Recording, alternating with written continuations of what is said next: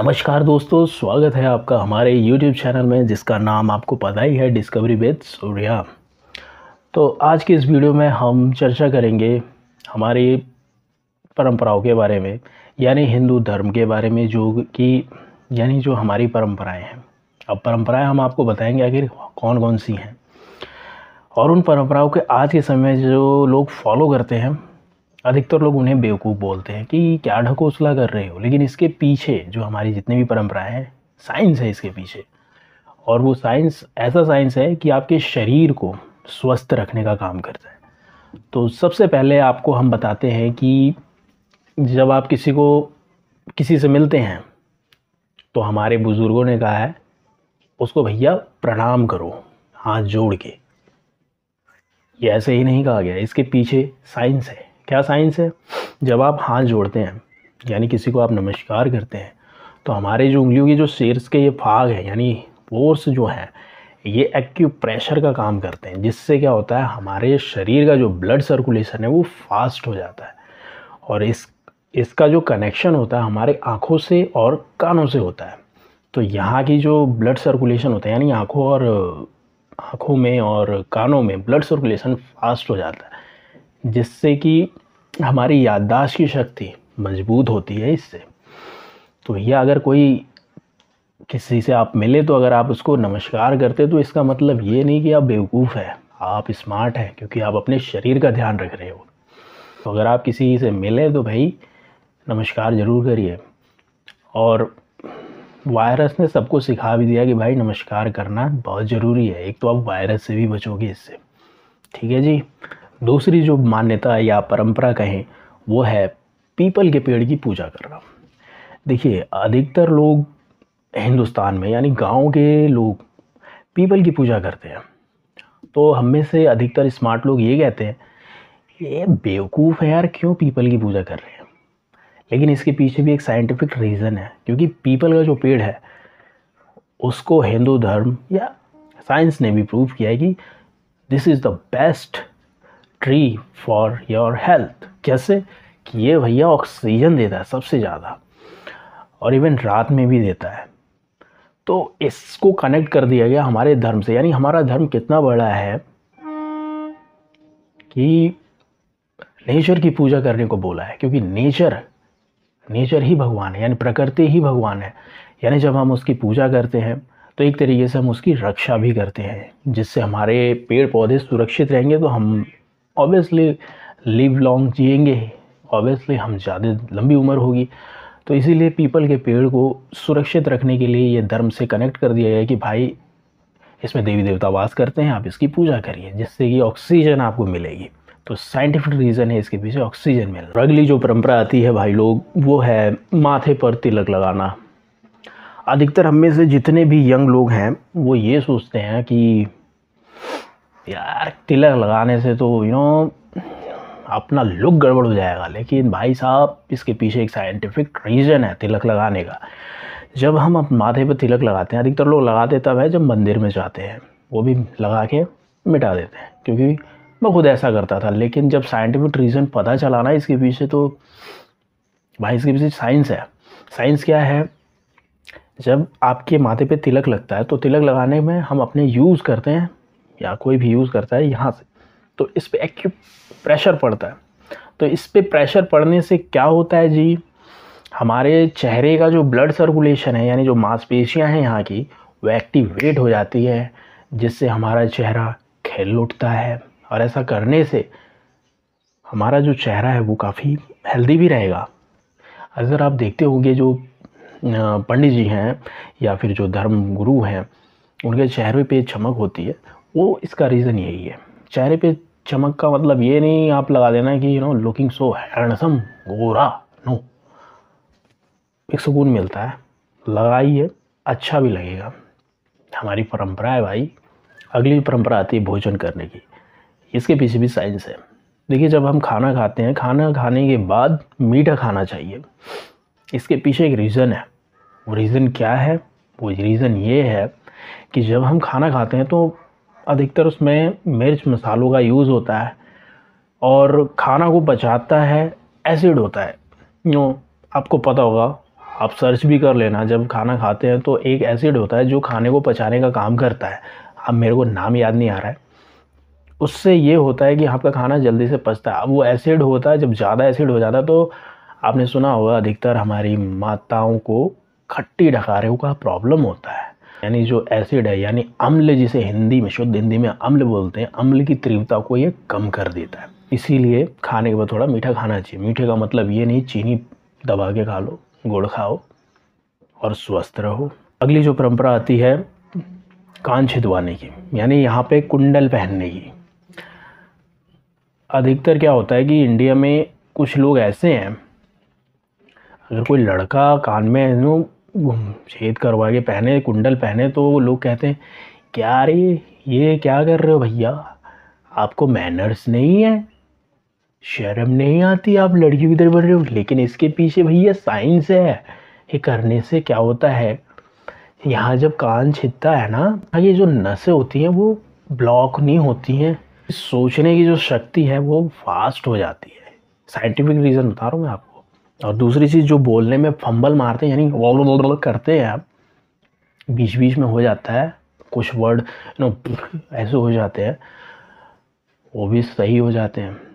यानी बोलने की जो प्रक्रिया होती है, यानी आप एक अच्छा वार्तालाप कर सकते हैं, अच्छे तरीके से आप बोल सकते हैं। यानी जो हमारे कान की नसें होती हैं हमारे दिमाग से रिलेट करती हैं, जिससे रक्त संचार यानी ब्लड सर्कुलेशन फास्ट होता है। दूसरी परंपरा आती है कि उत्तर दिशा की ओर कभी भी सर करके नहीं सोना चाहिए। इसके पीछे एक साइंटिफिक रीज़न ये है कि जब आप उत्तर दिशा की ओर जब आप सर रख के सोते हैं तो हमारे जो पृथ्वी है, पृथ्वी से निकलने वाली जो मैग्नेटिक वेव है वो पड़ती है, जिससे क्या होता है हमारे शरीर में प्रॉब्लम आ जाती है। क्या प्रॉब्लम आती है, हमारे शरीर में क्या होता है जी, ब्लड सर्कुलेशन जब होता है ना तो उसमें आयरन भी मौजूद होता है। होता क्या है कि जब हम उत्तर दिशा की ओर करते हैं, सोते हैं, तो जो पृथ्वी की मैग्नेटिक वेव है, यानी मैग्नेटिक जो तरंगे हैं, वो उत्तर दिशा की ओर प्रभावित होती हैं, यानी बहती हैं।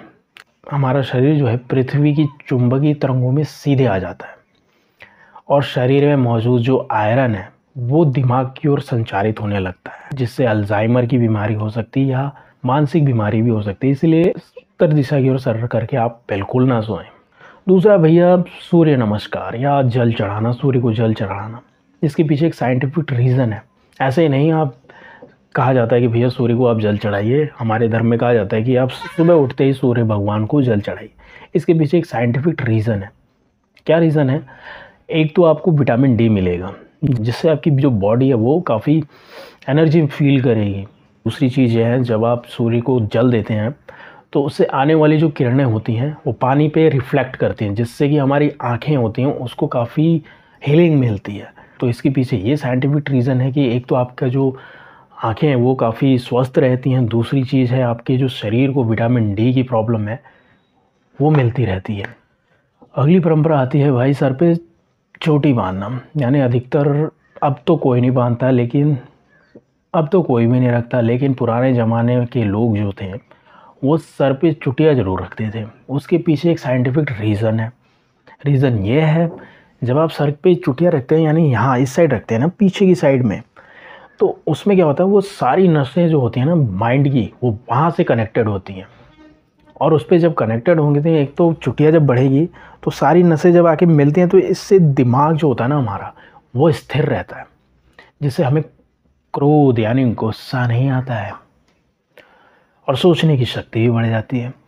तो भैया सर पे अगर आप कोई चुटिया रखता है तो उसको बेवकूफ़ ना कहें, उसको ये कहें कि भाई साइंटिफिक रीज़न है इसके पीछे। अगली परंपरा हमारे हिंदू धर्म में यह है कि भाई फास्ट रखना, फास्टिंग। यानी अधिकतर लोग, कोई मंगलवार का व्रत करता है, कोई सोमवार का व्रत करता है, तो जो नहीं करते हैं फास्ट वो उनको बेवकूफ़ भी समझते हैं कुछ लोग, सब नहीं, सबकी बात नहीं कर रहा मैं। तो इसके पीछे एक साइंटिफिक रीज़न है भाई साहब।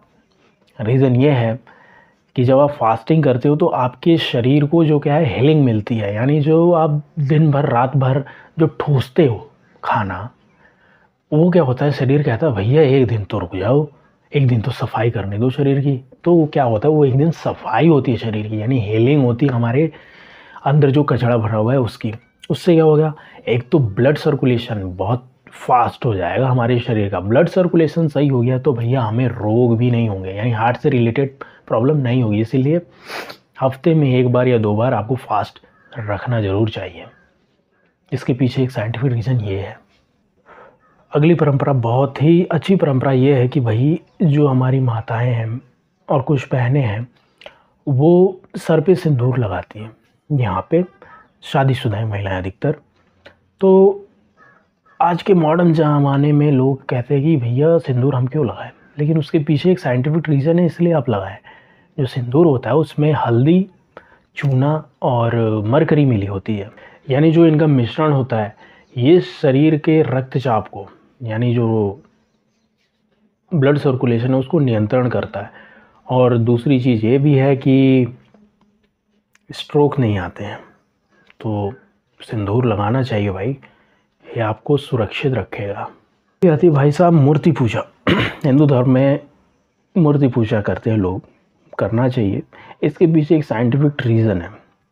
साइंटिफिक रीज़न क्या है कि हमारा जो मन है आज के समय में स्थिर नहीं रहता है।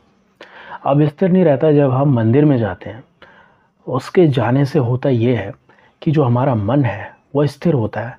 जब आप मूर्ति के सामने बैठते हैं, किसी भी देवी की मूर्ति के आगे या देवता की मूर्ति के आगे जब आप बैठते हो तो आप फील करते हो कि this is the real God, ये हमारे भगवान हैं। और इनसे आप 1-2 सेकंड के लिए, 1 सेकंड के लिए भी दिल की बात कहते हो अपने मन में या कभी भी, तो वो दिल की बात कहना ही मेडिटेशन का काम करता है। तो आप मेडिटेट करते हैं जब आप मूर्ति के सामने बैठते हैं। यानी कुल मिला के जो आपकी एकाग्रता है, यानी कॉन्शियस या अनकॉन्शियस माइंड जो है वो बिल्कुल ही एकाग्र हो जाता है। तो इसके पीछे ये रीज़न है कि आपके मन की स्थिति या आपके दिमाग की स्थिति बिल्कुल स्थिर रहती है, यानी आपकी एकाग्रता बढ़ती है बेसिकली। और आपका जो दिमाग है वो मेडिटेशन की ओर बढ़ता है। मेडिटेशन आप करोगे तो आपका माइंड वैसे ही शांत रहेगा। शांत रहेगा तो आपकी जो डिसीजन मेकिंग पावर है वो काफ़ी अच्छी होगी। दूसरी आती है प्रक्रिया हवन करने की।